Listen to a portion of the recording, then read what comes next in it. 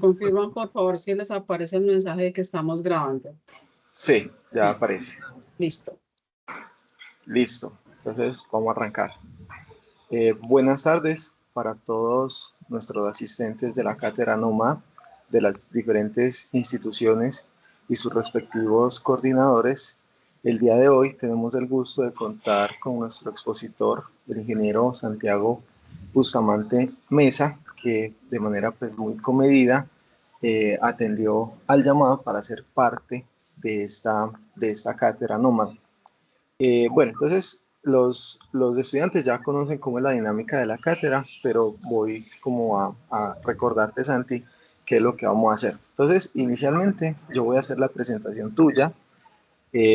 Posteriormente, pues vos ya podrías arrancar con tu charla propiamente y al final yo voy a leerte unas preguntas que van haciendo nuestros estudiantes a lo largo de tu presentación y con eso terminaríamos, ¿sí? Entonces son como esos tres momentos que se manejan normalmente en las charlas de nuestra cátedra nómada. ¿De acuerdo? De acuerdo. Listo. Bueno, entonces el día de hoy la presentación que nos va a hacer Santiago se llama El papel de la inercia en los sistemas eléctricos del futuro. Santiago Bustamante es ingeniero electricista con estudios de maestría y doctorado en ingeniería. Es un ingeniero apasionado por los sistemas eléctricos y los estudios de estabilidad. Adicionalmente, se desempeña como docente de la institución universitaria Pascual Bravo y también como investigador de la misma institución y adicionalmente de la Universidad Pontificia Bolivariana. Entonces, Santi, te doy la palabra y muchísimas gracias por tu participación en nuestra cátedra. Listo. A Joseph y a todos los organizadores, pues muchas gracias por la invitación. De verdad es un gusto pues, estar acá con ustedes. Voy a compartir la pantalla.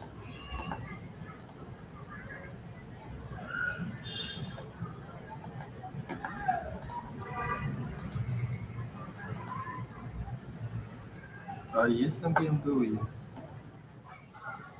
Sí, sí, sí se veía. Pero se ve cuál de las dos pantallas, perdón. Yo veo dos. Se Una. ven las dos. Ok, déjame, yo dejo de compartir y comparto la otra, perdón.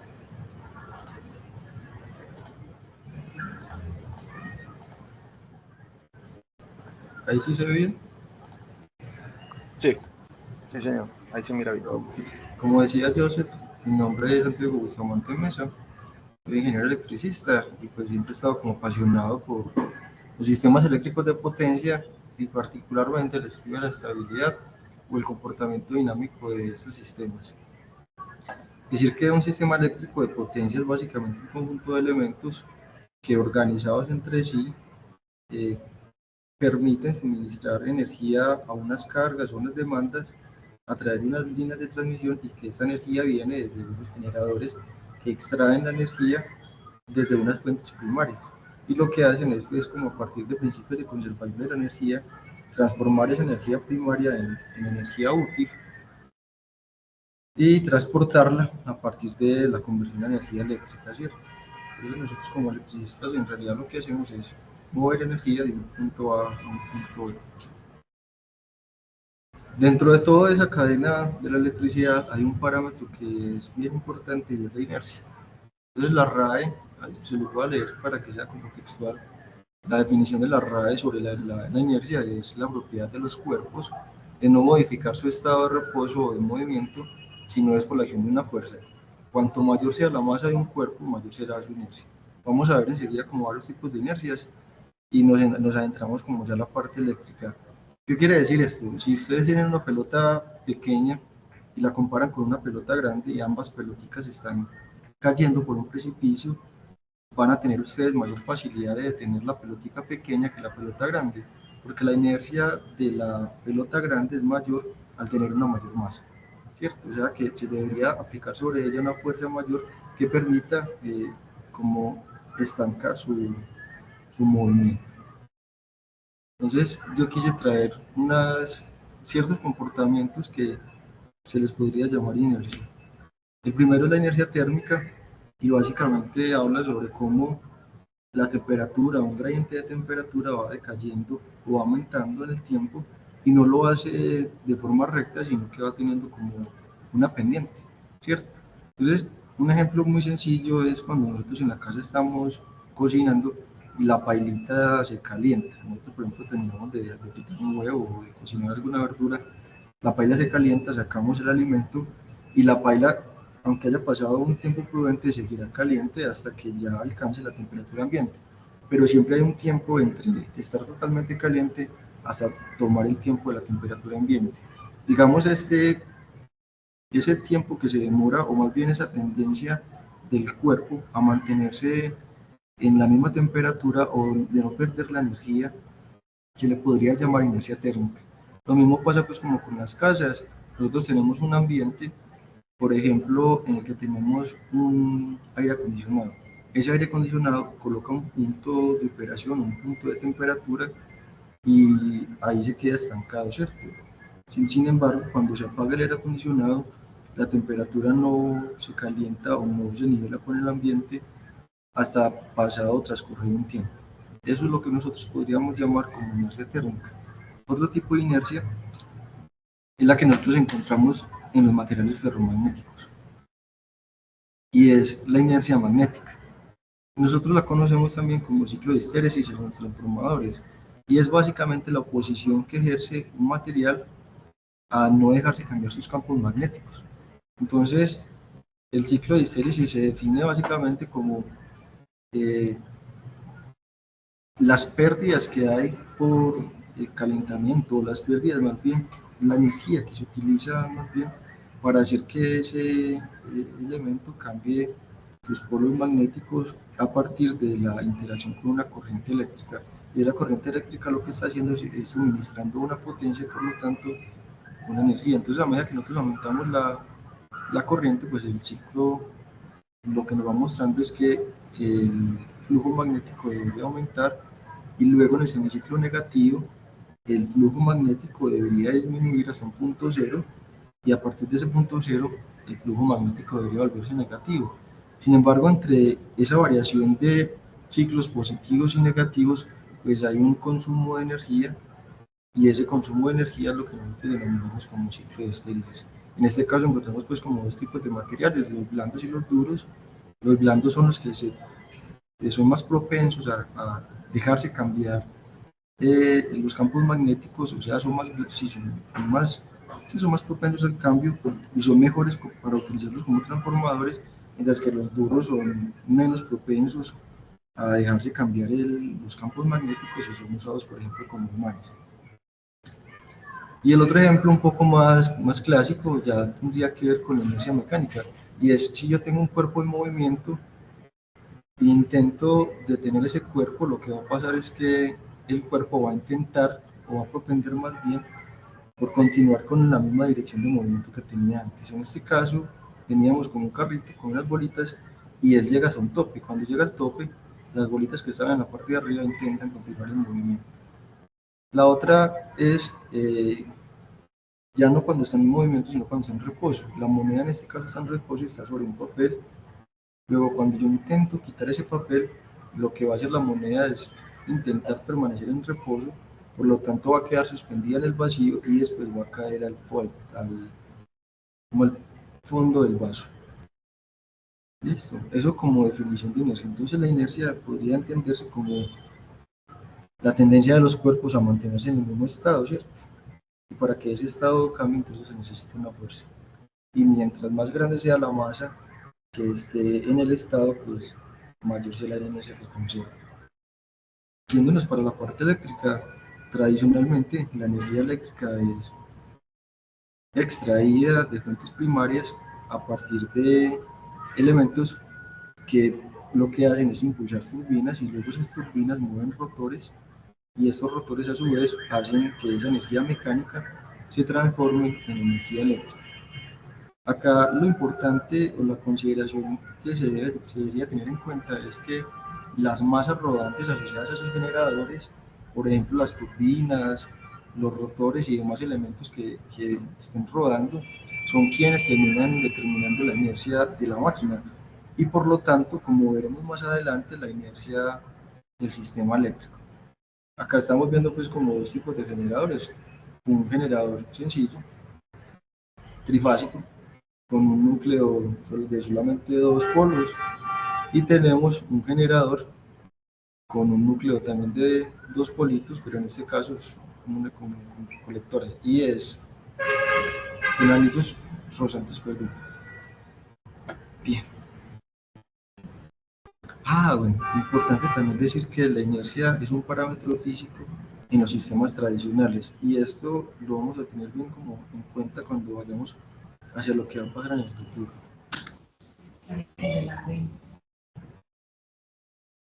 Bien, entonces dentro de los generadores tradicionales nosotros tenemos unas masas rodantes que están asociadas normalmente al inductor o al rotor, y esas masas entonces nos proporcionan una inercia que normalmente está relacionada con la energía cinética que nosotros podemos almacenar dentro de ella, ¿cierto? Entonces, como estaba acá, las masas móviles determinan los niveles de inercia presentes en la red y por lo tanto el comportamiento y la dinámica de las mismas. Entonces, mientras más inercial sea un sistema, la dinámica del sistema pues va a ser más lenta, va a ser un sistema que es mucho más amortiguado y por lo tanto va a ser menos susceptible a los cambios. ¿Qué quiere decir esto? Mientras más generadores síncronos tenga un sistema, el sistema va a ser más tendiente a la estabilidad. Por lo tanto, cuando nosotros empezamos a reducir la cantidad de generadores síncronos, lo que va a pasar es que la respuesta del sistema se va a acelerar y en consecuencia el sistema va a propender o más bien va a intentar volverse inestable. Listo. Con el pasar del tiempo, nosotros lo que estamos viendo es que las energías renovables están aumentando su penetración año a año, generando cada vez más espacio dentro de la matriz energética internacional o global. Entonces, se espera, por ejemplo, que la generación renovable crezca en un 52% en 5 años, alcanzando más de 11.300 teravatios hora para el 2016, ¿cierto? Y que las energías renovables representan casi el 37% de la generación mundial. Decir que esas generaciones renovables normalmente se identifican como no inerciales, y vamos a ver un poco la explicación más sencilla de por qué no son esenciales. Igual les quería como leer este pedacito de texto.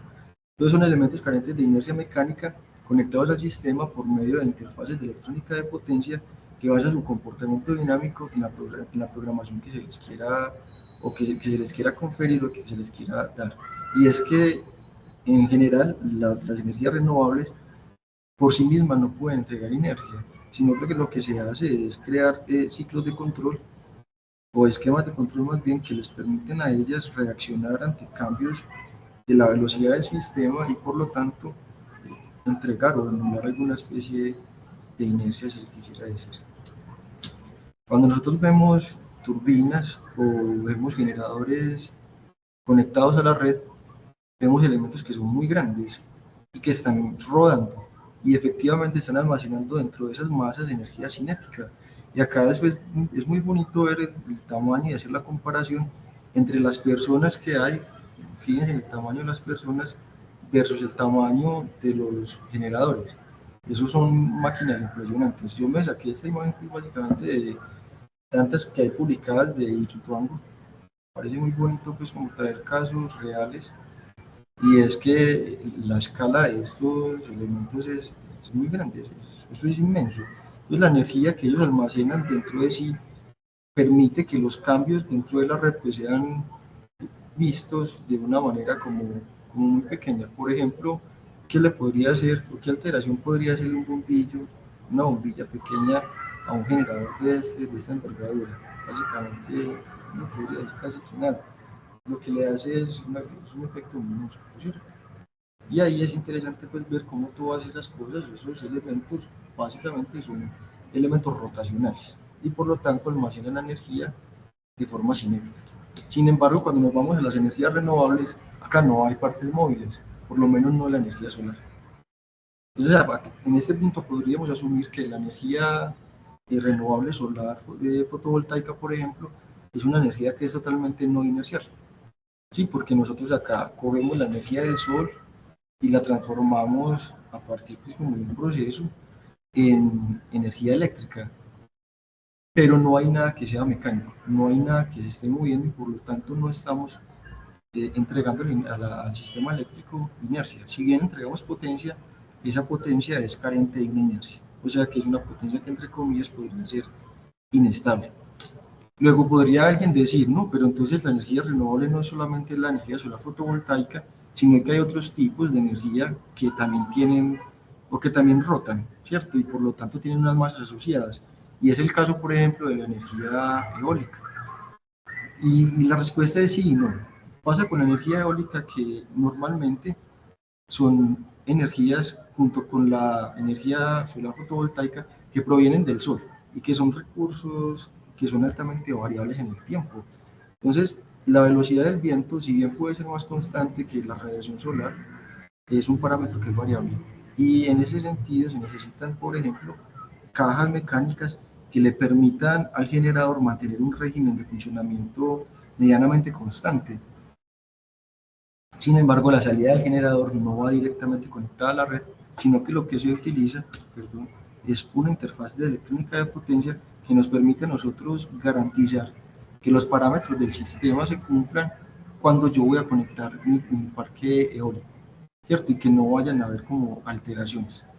En esa interfaz de electrónica de potencia lo que está pasando es que se está desacoplando esa inercia mecánica que tenía la turbina del sistema eléctrico, porque la interfaz de electrónica de potencia, como vamos a ver ahorita más adelante, cuando hablemos un poquito sobre HVDC, es básicamente tener a un lado un bus de corriente alterna, en el centro tener un bus de corriente directa y en el otro extremo tener un bus de corriente alterna, y entre ellos dos un inversor y un rectificador que pueden, digamos, alternar sus roles. ¿Sí? Y en ese proceso, pues básicamente nosotros lo que estamos haciendo es desacoplando ambos extremos. Por lo tanto, digamos, las afectaciones de frecuencia de un lado o de la velocidad de un lado y de la velocidad del otro no deberían verse reflejadas en el otro extremo. Bien, la inercia de un generador es básicamente la energía cinética almacenada en las masas rodantes de ese generador, entiéndase como masas rodantes a la turbina, a los acoples, al rotor y demás elementos que estén dando vueltas como acción de, pues, como reacción más bien de la entrada que se le esté, por ejemplo, inyectándole vapor o agua. Y eso en relación con la potencia total generada. Sin embargo, cuando uno analiza la inercia total del sistema, la inercia total del sistema termina siendo la sumatoria de la inercia de cada generador por la potencia de cada generador dividido la generación total del sistema. Entonces, cuando uno se devuelve a este tipo de generación, lo que está pasando es que este parámetro de acá se está manteniendo constante. Se mantiene constante porque los generadores síncronos se están manteniendo iguales. Yo no estoy aumentando la cantidad de generadores síncronos como hidroituango, o como hidroformoso, o como cualquier hidroeléctrica o cualquier termoeléctrica, sino que lo que estoy aumentando es la potencia total del sistema y la potencia del generador. En este caso, lo que va a pasar con esta H total es que va a decrecer. ¿Qué pasa cuando la inercia decrece? Básicamente tenemos un comportamiento del sistema menos amortiguado y por lo tanto van a ser sistemas más rápidos. Listo, hay un parámetro que es, digamos, también muy bonito y es cómo cambia esa frecuencia en el tiempo. Ese cambio nosotros lo vemos como la derivada de la frecuencia con respecto al tiempo y lo conocemos como Rokov, ¿sí? Y está básicamente relacionado con el delta de potencia activa dividido por dos veces la inercia del sistema y eso multiplicado por la frecuencia fundamental del sistema. En el caso colombiano, por ejemplo, 60 Hz. Yo hice una simulación sencillita y les quise traer como un casito de estudio sencillo. Perdón. Primero, en el caso azul, tenemos entonces, acá tengo un pequeño error. En el caso gris, tenemos una inercia del 100%. En el caso anaranjado tenemos una inercia del 50% y en el caso azul tenemos una inercia del 150%. ¿Qué está pasando acá? Cuando tenemos más inercia, nuestro sistema es más amortiguado y por lo tanto es menos tendiente a los cambios. Entonces, si yo aplico una falla, lo que le va a pasar a la velocidad del sistema o a la frecuencia del sistema es que va a caer con más lentitud. Sin embargo, cuando alcance su punto mínimo también se va a recuperar más lento. ¿Por qué? Porque es un sistema más lento, es un sistema que está menos propenso al cambio. Sin embargo, cuando nosotros empezamos a decrecer la inercia, en el caso, por ejemplo, de la curva gris, que ya sería con el 100% de inercia, ahí me disculpo, pues que casi tuve un pequeño errorcito con pequeños números, el sistema se acelera más, por lo tanto, cuando tengo la falla, la caída del sistema, la caída de la velocidad del sistema pues es más pronunciada y la derivada de la frecuencia con respecto al tiempo pues también es mayor. Evidentemente, la recuperación también va a ser más rápida, pero con el agravante de que el nadir de frecuencia está tocando topes más pronunciados.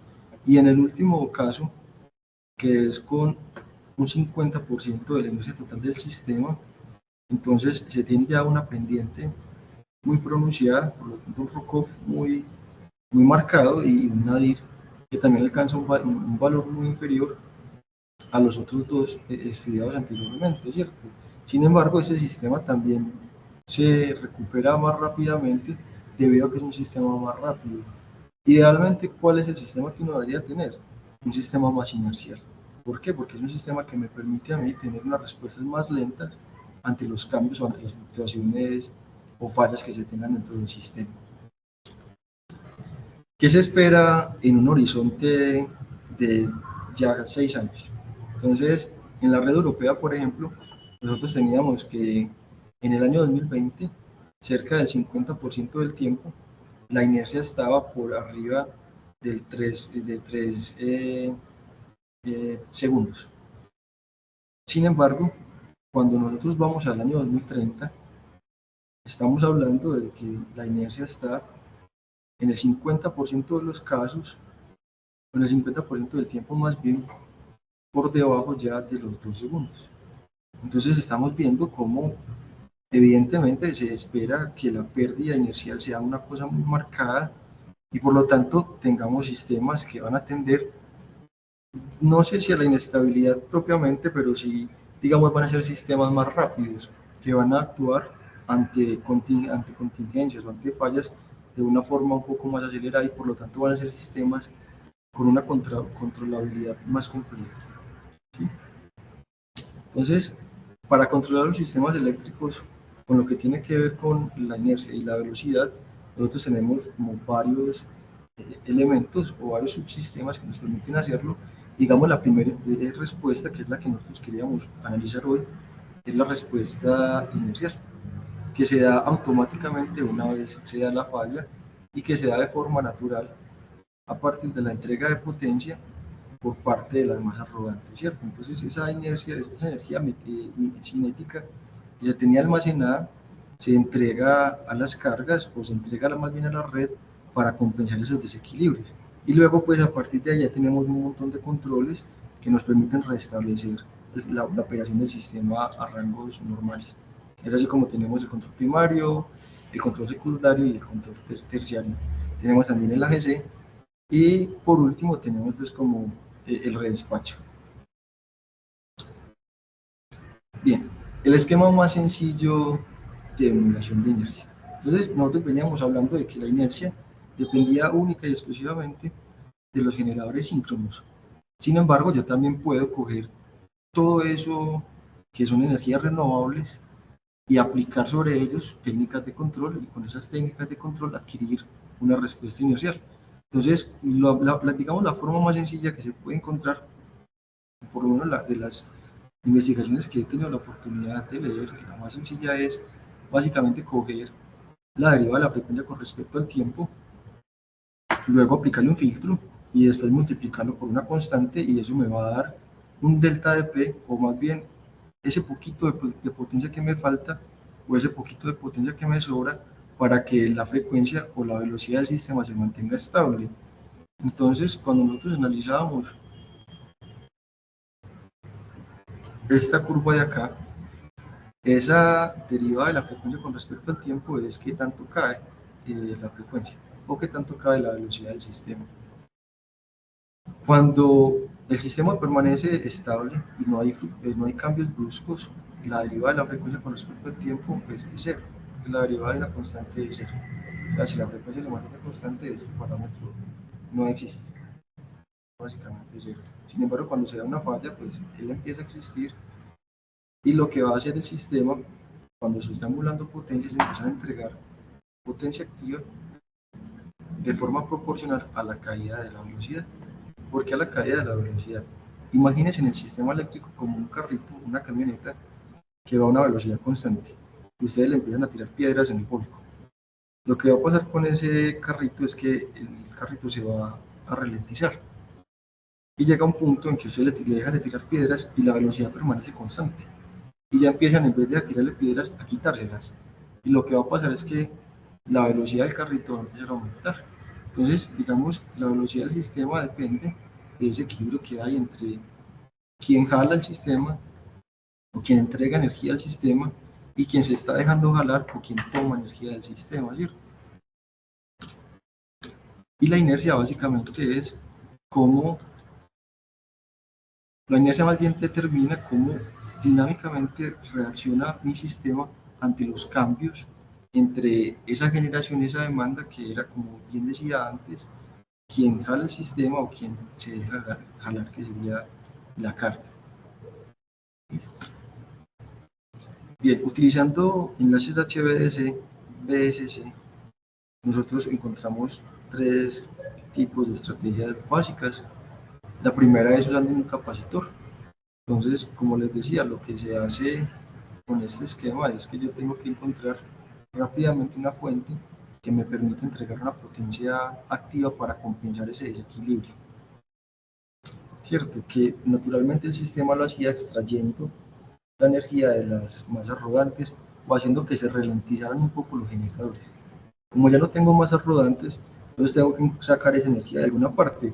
Y lo que proponía el señor Chu era básicamente coger un capacitor conectado en un bus de directa, reducir el voltaje de ese bus de directa y a partir de ahí entonces tomar esa energía que se libera del capacitor para reaccionar ante los cambios de la frecuencia en el sistema. ¿Cierto? En la segunda estrategia, lo que nosotros hacemos es que tenemos plantas eólicas, ¿cierto? Entonces, lo que yo hago es que reduzco el valor de voltaje del bus de directa y a partir de esta consigna de reducción del voltaje, a él lo coloco a entregar, por ejemplo, acá un voltaje de 1 por unidad. ¿Sí? Como yo estoy reduciendo este voltaje de DC, él va a intentar entregar más potencia para compensar esa caída de tensión. Y esa potencia que se está cayendo va a pasar por el rectificador, por el inversor, perdón, y va a ir a la red para aumentar entonces la potencia entregada. Y de esta manera suplir también ese déficit o esa diferencia que hay entre la generación y la demanda. Y de esta manera, básicamente lo que logramos nosotros es aumentar la respuesta inicial del sistema. Esto es lo que se suele conocer como emulación de inercia sintética. Bueno, yo acá no les había contado las ventajas y las desventajas. En este caso, pues se puede emular a partir de la energía almacenada en un capacitor. También la estrategia puede ser utilizada con baterías o elementos que entreguen la potencia de forma rápida y de forma, digamos, un poco análoga al capacitor. Sin embargo, tiene desventajas y es que no permite el cambio de energía inercial entre múltiples áreas AC. Normalmente lo que se hace es que se toma directamente la energía que está en el bus de directa, por lo que yo no estoy tomando la energía del área de alterna del otro extremo del convertidor. En la siguiente, nosotros como ventajas, entonces no necesita comunicación, porque la comunicación se está haciendo de forma natural a partir de las consignas de operación de cada uno de los elementos que componen el enlace. Y las desventajas es que la extracción de energía de las masas rodantes de las turbinas eólicas pueden llevar a que éstas toquen un punto de velocidad conocido como estancamiento, y es un punto de velocidad por debajo de su régimen de operación del que es muy complicado salir después.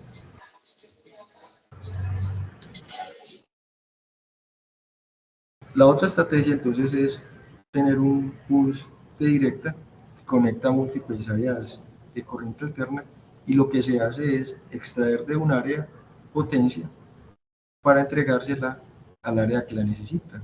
Entonces acá pues sí es un control un poco más elaborado. Sin embargo, digamos, lo fundamental de eso es tener básicamente varios convertidores de AC a DC y viceversa, que conectan como punto común el bus de directa.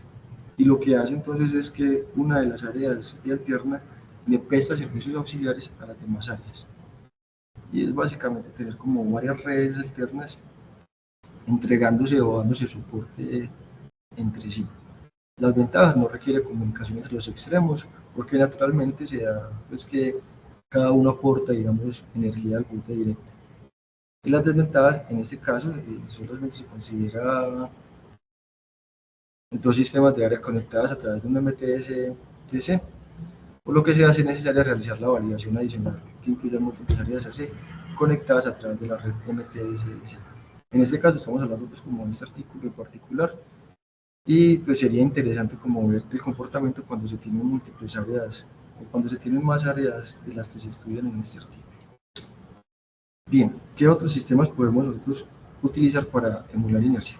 Entonces tenemos almacenamiento de energía en baterías, tenemos también volantes de inercia, y básicamente cualquier elemento que me permita a mí almacenar energía y luego entregarla de forma proporcional al sistema eléctrico, pero que lo haga de forma rápida y casi instantánea, a partir de una serie de controles.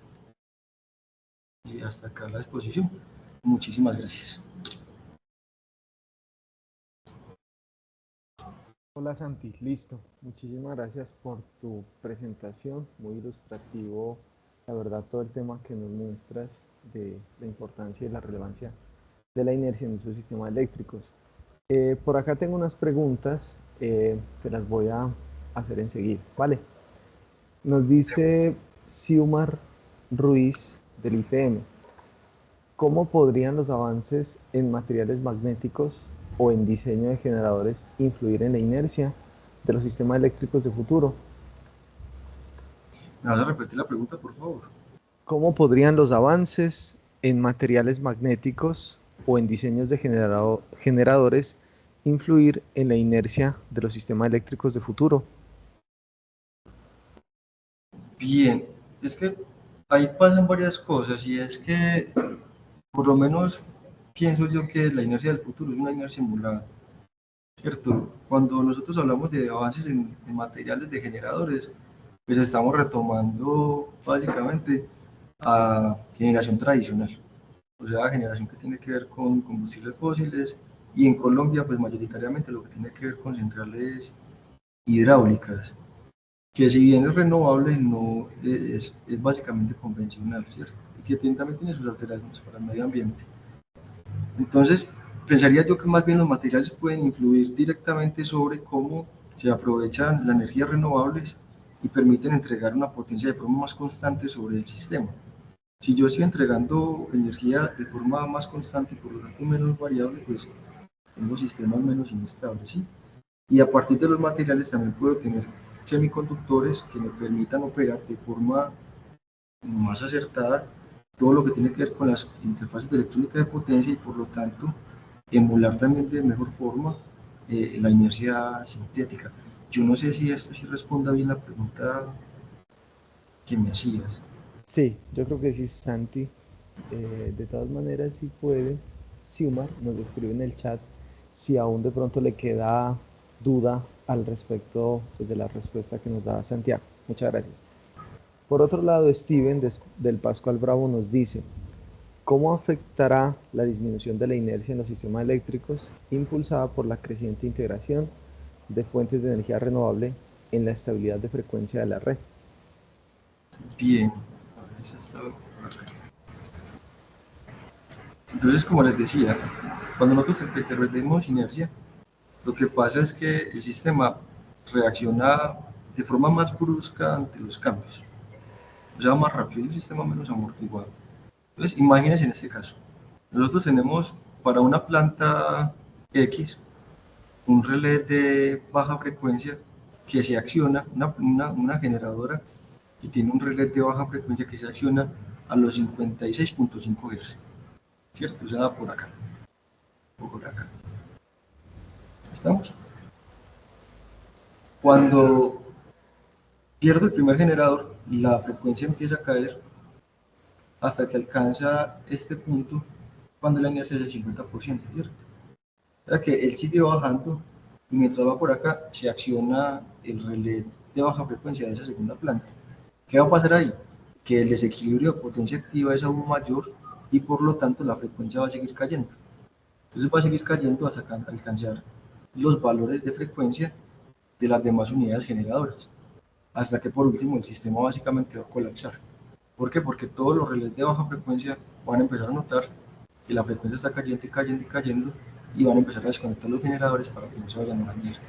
Entonces nos vamos directamente a un apagón.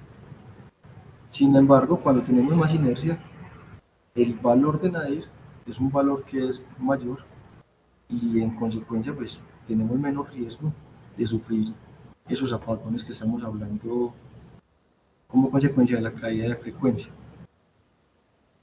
¿Sí responde la pregunta? Listo, gracias Santi. Por acá, Tibian Rivera del Pascual Bravo nos dice: me gustaría saber acerca de los sistemas ponimotor que ayudan a los compensadores síncronos. Hasta el momento, este es el único sistema para compensar desequilibrios de la red. Y también pregunta sobre la viabilidad de la inyección de energía proveniente de las fuentes no convencionales como la eólica solar, dado que estas presentan intensas fluctuaciones en su generación. Joseph, ¿me vas a volver a hacer la pregunta?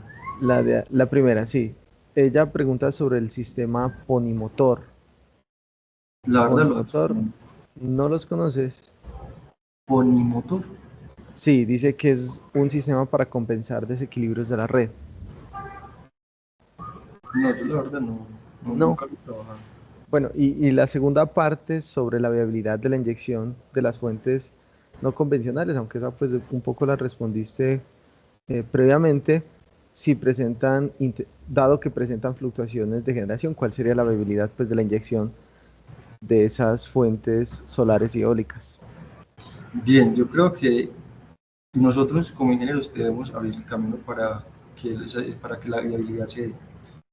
Y en consecuencia, básicamente toca sentarse a crear sistemas de control que nos permitan a nosotros construir estrategias para que la penetración de energías renovables siga aumentando, ¿cierto?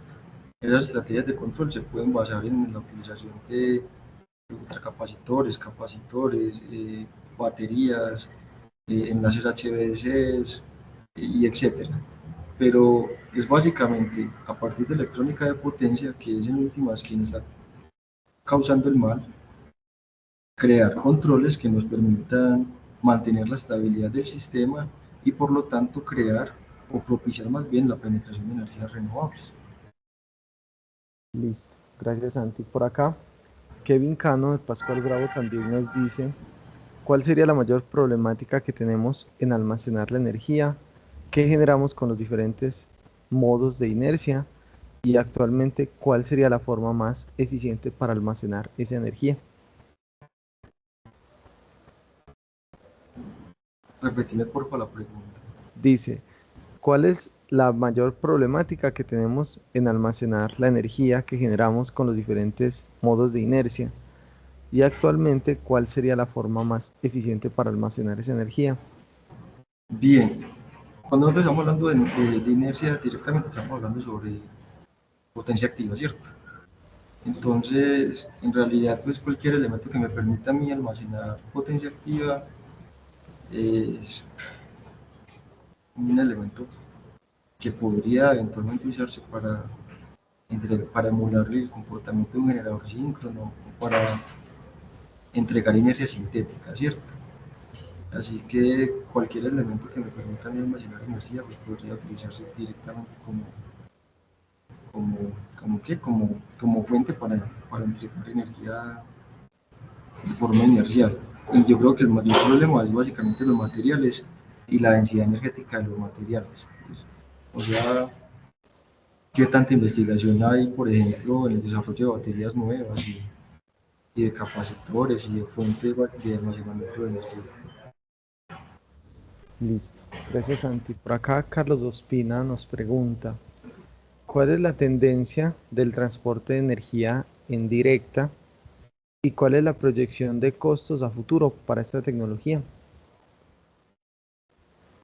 ¿Cuál es la tendencia?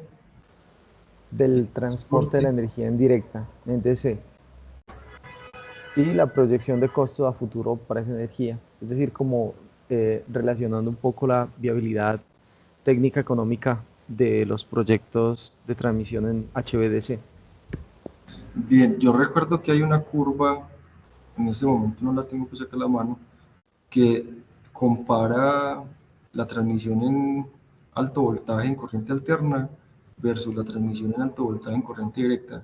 Y hay un punto de inflexión en el que ya superada una cierta cantidad de kilómetros, yo no tengo en ese momento el dato muy claro, pero es una curva pues bastante sencilla de encontrar en internet, superado cierta cantidad de kilómetros se vuelve más viable transportar en DC que en AC, por pérdidas y por cantidad de conductores, por eficiencias y etcétera. No sé si eso sí responde por lo menos la segunda parte de la pregunta. ¿Y me repetí la primera parte, porfa? Sí, él pregunta un poco sobre la viabilidad técnica y económica de las redes de la transmisión en DC y las tendencias pues, que existen alrededor de ese tipo de tecnología. Los enlaces de HVS suelen ser muy interesantes, sobre todo cuando uno quiere conectar dos áreas asíncronas. Por ejemplo, yo tengo un país que trabaja a 60 Hz y tengo otro país que trabaja a 50 Hz. Entonces yo no puedo conectarlos de forma síncrona. Ellos no pueden subsistir directamente en alterno. Lo que hago es que cojo un bus de directa y lo coloco en el medio de los dos. O sea, coloco una línea de transmisión o un enlace HVDC. Entonces, por un lado, uno de los lados del HVDC ve 60 Hz y en el otro extremo el HVDC ve 50 Hz. Entonces puedo tener intercambios de potencia porque mire que ya ellos pasan de alterna a directa y en la directa la frecuencia es 0 y después vuelve otra vez a 50. Entonces ahí tengo como ese intercambio sin que hayan inconvenientes y además estoy aislando toda la variabilidad que tenga mi sistema en el extremo del extremo que quiero proteger. El otro caso es, por ejemplo, en los parques eólicos. Los parques eólicos normalmente se conectan, como va a pasar, por ejemplo, en Colombia, con colectoras con enlaces HVDC. El por qué es lo mismo, porque básicamente desacoplan el problema. Entonces, si yo tengo energía eólica que es muy variable en el tiempo, toda esa variabilidad se va a ver transferida al comportamiento dinámico de la red. Mientras que cuando yo le conecto un HVDC-BSC, un HVDC directamente, yo puedo controlar la entrega de potencia.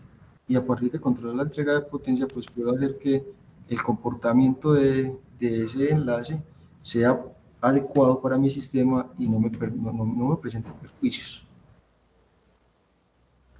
Listo. Gracias, Santi. Por acá nos pregunta Omar Noza del ITM. ¿Qué tecnologías prometedoras podrían revolucionar la gestión de la inercia en el futuro desde el punto de vista eléctrico? Pues, yo le tengo fe a una cosa muy rara, que se llaman resortes eléctricos, que es como una interacción ahí rara entre cargas. A ver, hay algo que se llama gestión de la demanda y es que nosotros normalmente estamos acostumbrados en los sistemas tradicionales a solucionar los problemas del sistema eléctrico desde el lado de la generación. Entonces, se está cayendo la frecuencia, entonces aumenta generación. Que la frecuencia se está aumentando, entonces disminuye la generación. Sin embargo, hay una óptica nueva y es no se quede solamente desde el lado de la generación, sino mire a ver qué acciones puede hacer usted desde el lado de la demanda. Entonces, que la generación se está, no, la frecuencia se está cayendo, entonces disminuye un poquito la demanda. ¿Cómo se puede disminuir eso? Por ejemplo, reduciendo, apagando el aire acondicionado. No apague uno, apague 1000 aires acondicionados. En ese caso, el total de potencia demandada se reduce y el equilibrio entre la generación y la demanda se restablece. Y entonces, lo que les decía ahorita, algo que me parece muy prometedor es el uso de resortes, que son básicamente cargas no esenciales que integran dentro de sí una pequeña batería. Y a partir de controles, yo puedo hacer que esa carga no esencial deje de consumir y esa batería entregue o se cargue según el comportamiento que vaya teniendo la frecuencia. A mí me parece que eso sería por lo menos un esquema de un dispositivo bastante interesante que se podría tener en cuenta. Listo, gracias Santi. Por acá nos pregunta Laura Escobar de ITM, ¿cómo puede la inercia eléctrica mejorar la resiliencia de las redes ante fallos o fluctuaciones inesperadas en la generación de energía? Bien, entiendo yo que la resiliencia es la capacidad de un sistema, de un elemento, de recuperarse después de que hay una falla, ¿cierto? Cuando nosotros tenemos un sistema que es muy inercial, es un sistema que es muy robusto y por lo tanto es un sistema que tolera menos las fallas, o sea que las fallas como que le hacen menos, lo afectan menos. Por lo tanto, a mayor cantidad de inercia, podría uno decir que el sistema es un sistema más resiliente.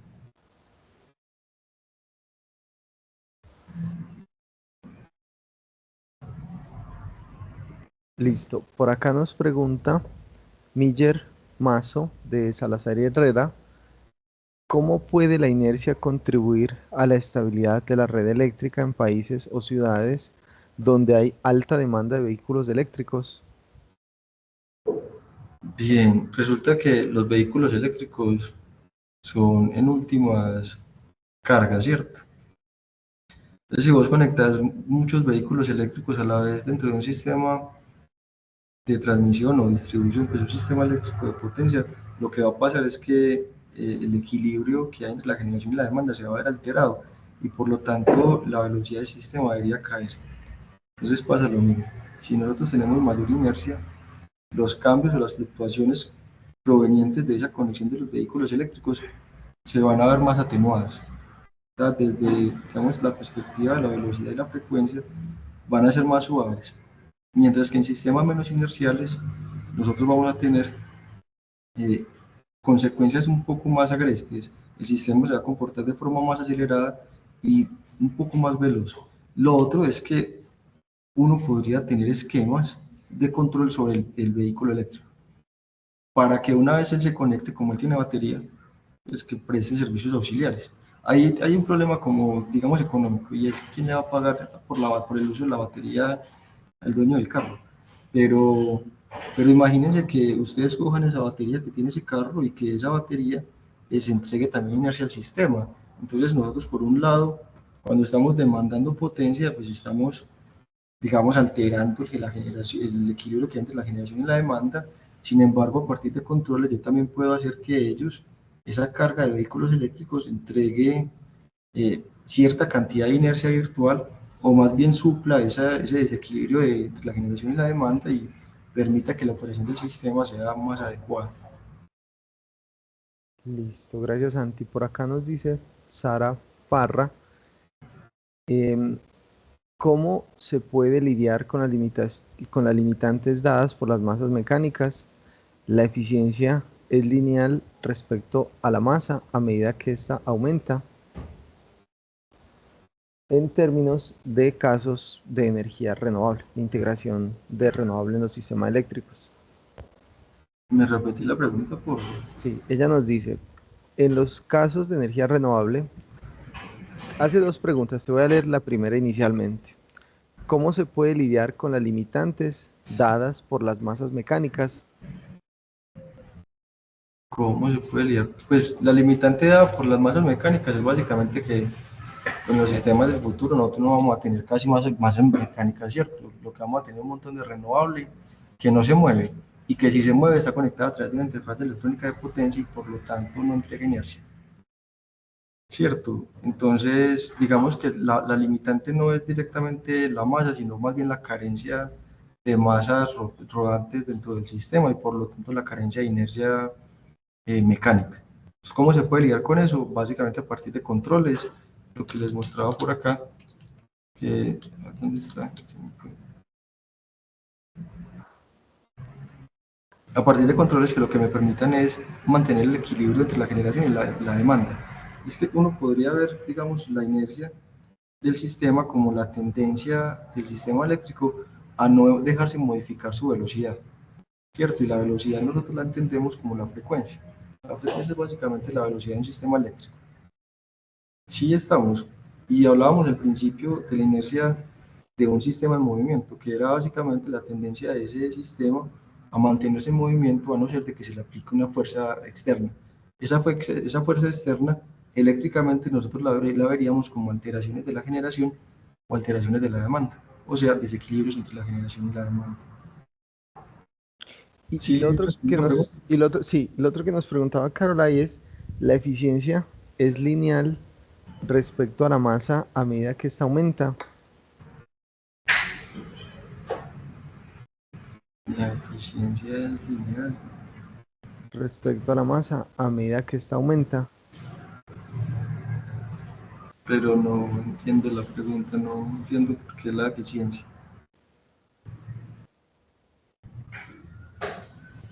Parecería como, pues si hay más masa, ¿cierto? O menos, pues en este caso, esa eficiencia de alguna manera, ¿cómo funcionaría? De pronto la eficiencia energética, en este caso, pues en generación y en transmisión. Pero pues yo diría que no, pues no tiene Son como dos variables aparte, desde sí, tu yo más bien punto de pienso que son vista. como variables aparte, porque uno puede tener un motor muy pequeño que sea muy eficiente y tener un motor muy grande que sea muy ineficiente, ¿cierto? La eficiencia de una máquina síncrona en este caso pues depende de muchos parámetros, no solamente de la masa. Ya. Bueno, Santi, y por último, por acá, una de nuestras coordinadoras, Morela, del ITM, te pregunta de qué manera vos te apoyas y te ha contribuido la inteligencia artificial en tus investigaciones. Bien, eso sí, ese sí me parece chévere. Resulta que todo eso, todo el cuento de la inteligencia artificial lo que hace es permitirle a uno, como por lo menos en el área en la que yo me desempeño, es hacer muchas más simulaciones en menor tiempo. Entonces uno coge muchos más casos de estudio y a partir de ellos saca conclusiones más sólidas. Entonces es el caso, por ejemplo, del dimensionamiento de sistemas de lastre de carga o de parametrización de enlaces HVDC o controles o filtros. Y lo que uno hace es que utiliza diferentes técnicas para que esos controles queden mejor afinados o para que la cantidad de muestras tomadas sea mayor y el análisis, por lo tanto los resultados pues sean mucho más robustos. Ya, listo. Bueno, Santi, no agradecerte y también de paso invitar a nuestros participantes de la Cátedra Nómada a la charla que tendremos el próximo miércoles 25 de septiembre llamada Metodología BIM en Colombia, definición y estado actual de su implementación. Entonces están cordialmente invitados para la próxima charla que tendremos la próxima semana. Santi, no, muchísimas gracias por tu presentación, por pues, todas las preguntas que nos respondiste, nos aclaras pues este tema tan relevante y sobre todo porque estamos dentro de un contexto de transición energética donde cada vez las energías renovables pues harán parte de nuestra infraestructura eléctrica. Muchas gracias, Santi, muchas gracias a los coordinadores, los estudiantes de la cátedra y que tengan una feliz noche. José, muchas gracias por la invitación y a todos pues muchas gracias por asistir. Feliz noche a todos. Hasta Chao. luego. Feliz Gracias. noche, muchas gracias. Muchísimas gracias.